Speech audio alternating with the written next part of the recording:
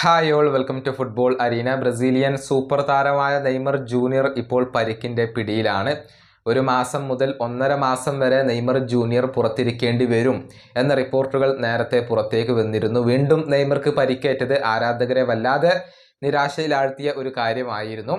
ഏതായാലും നെയ്മർ ജൂനിയറുടെ പരിക്കിലെ ഏറ്റവും പുതിയ വിവരങ്ങൾ പ്രമുഖ മാധ്യമ പ്രവർത്തകനായ ലുക്കാസ് മുസൈറ്റി ഇപ്പോൾ നൽകിയിട്ടുണ്ട്. അതായത് നെയ്മർ തിരിച്ചെത്താൻ വേണ്ടിയുള്ള കഠിന പരിശ്രമങ്ങളിലാണ് എന്നാണ് അദ്ദേഹം റിപ്പോർട്ട് ചെയ്തിട്ടുള്ളത്.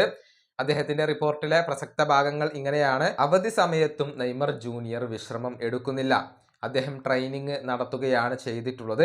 ട്രെയിനിങ്ങിന്റെ ഒരു പുതിയ ഘട്ടത്തിലേക്ക് നെയ്മർ ജൂനിയർ ഇപ്പോൾ പ്രവേശിച്ചു കഴിഞ്ഞിട്ടുണ്ട്.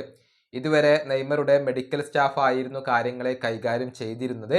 എന്നാൽ ഇപ്പോൾ അദ്ദേഹത്തിന്റെ ക്ലബ്ബായ സാന്റോസ് പൂർണ്ണ നിയന്ത്രണം ഏറ്റെടുത്തിട്ടുണ്ട്. നെയ്മറെ എത്രയും പെട്ടെന്ന് തിരിച്ചു കൊണ്ടുവരിക എന്നത് മാത്രമാണ് സാന്റോസിന്റെ മുന്നിലുള്ള ലക്ഷ്യം. ക്ലബിന്റെ ഡിമാൻഡ് പ്രകാരം നെയ്മർക്ക് ചില ദിവസങ്ങളിൽ 2 നേരം വരെ ട്രെയിനിങ് നടത്തേണ്ടി വന്നേക്കും എന്നുള്ളതാണ്.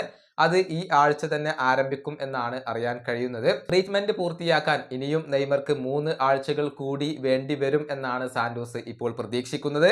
ഇതിനിടയിൽ നെയ്മറുടെ കോൺട്രാക്ട് പുതുക്കുന്നതുമായി ബന്ധപ്പെട്ട ചർച്ചകൾ ക്ലബ്ബ് നടത്തുകയും ചെയ്യും. ഇതാണ് ഇപ്പോൾ ഇതേക്കുറിച്ച് ലുക്കാസ് മുസൈറ്റി പറഞ്ഞിട്ടുള്ളത്. അതായത് എത്രയും പെട്ടെന്ന് നെയ്മറെ തിരികെ കൊണ്ടുവരിക, മാത്രമല്ല നെയ്മറുടെ കോൺട്രാക്ട് പുതുക്കുക, എന്നിട്ട് നെയ്മറിൽ കേന്ദ്രീകൃതമായ ഒരു ടീം പടുത്തുയർത്തുക, പുതിയ ഒരു പരിശീലകനെ നിയമിക്കുക എന്നതൊക്കെയാണ് ഇപ്പോൾ സാന്റോസിന്റെ മുന്നിലുള്ള ലക്ഷ്യങ്ങൾ. ഈ വീഡിയോയുടെ അവസാനിപ്പിക്കുന്നു. അടുത്തൊരു വീഡിയോയിൽ കാണാം.